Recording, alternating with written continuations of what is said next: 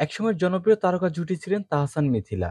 নিজেদের কাজের জন্য জনপ্রিয় তাহসান খান ও রাফিয়াত রশিদ মিথিলা দুই তারকাই।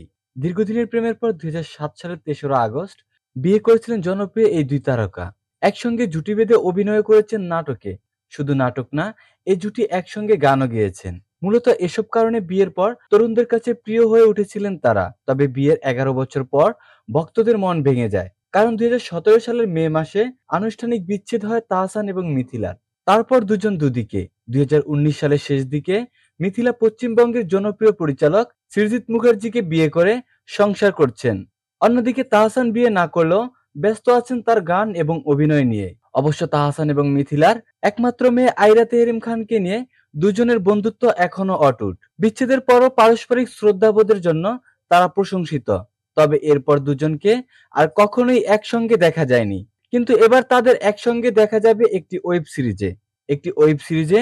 অভিনয় করছেন এই জুটি। ৭ পর্বের এই ওয়েব সিরিজটির নাম বাজি। এটি নির্মাণ করছেন মাটির প্রজার দেশ খ্যাত নির্মাতা আরিফুর রহমান। তবে এসব নিয়ে নির্মাতা অভিনয় শিল্পী কেউই মুখ খুলেননি। সময় মতো বিস্তারিত জানাবেন বলেই জানিয়েছেন তারা। খোঁজ নিয়ে জানা গেছে, এরই মধ্যে ওয়েব সিরিজটির একটি ধাপের শুটিং শেষ হয়ে গেছে। একটি 4 স্টার মানের হোটেলে মাস দুয়েক আগেই হয়েছে শুটিং। তাহসান মিথিলা ছাড়াও সিরিজে আরো অভিনয় করেছেন বেশ কয়েকজন তারকা অভিনয় শিল্পী।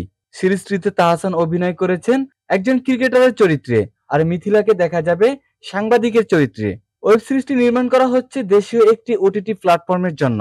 এবছরই মুক্তি পেতে পারে সিরিজটি।